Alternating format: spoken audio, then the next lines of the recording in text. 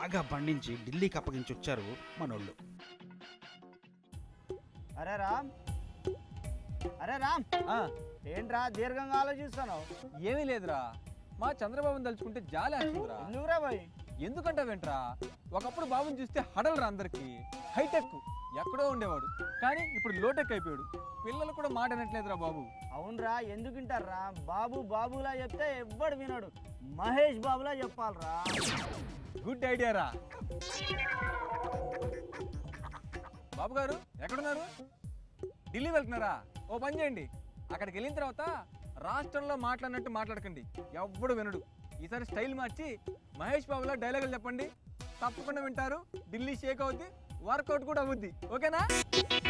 Okay.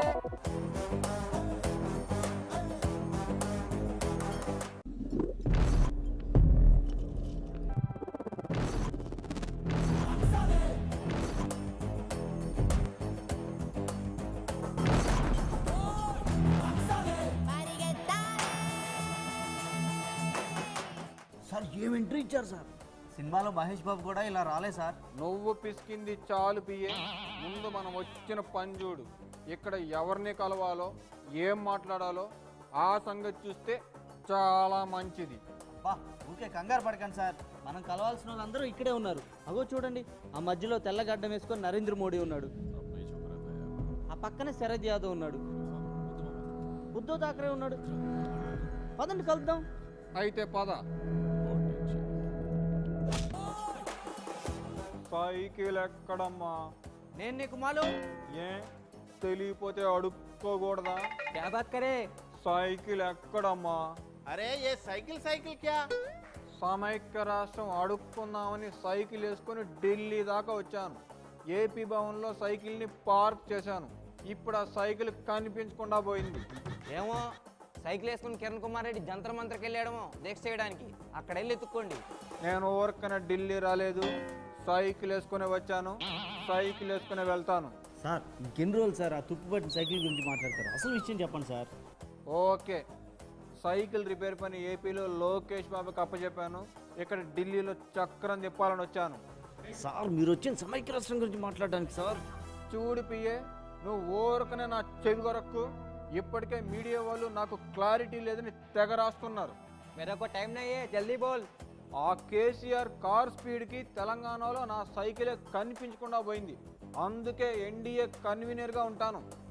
ఏపీలో 4 MP సీట్లు కూడా రావు, నువ్వు కన్వీనర్ ఏంటి? మనం పొలిటీషియన్స్ అబద్ధాలు చెప్పుకునే బతకాలి. పిఏ ఆ పేపర్లో వెలకివ్వు.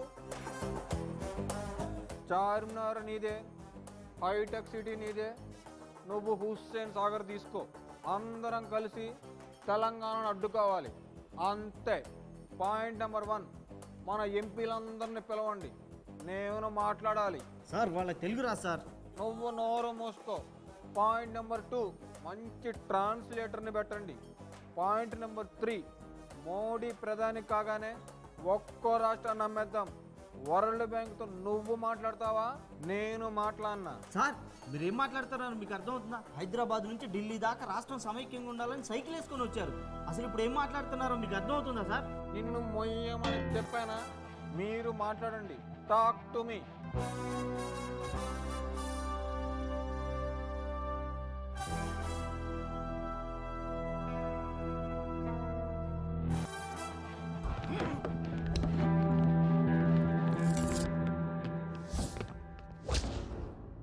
చూడండి, ఇలా మీరు రౌండప్ చేసి కన్ఫ్యూజ్ చేయకండి. కన్ఫ్యూజన్లో ఇంకా పిచ్చి పిచ్చిగా మాట్లాడతాను.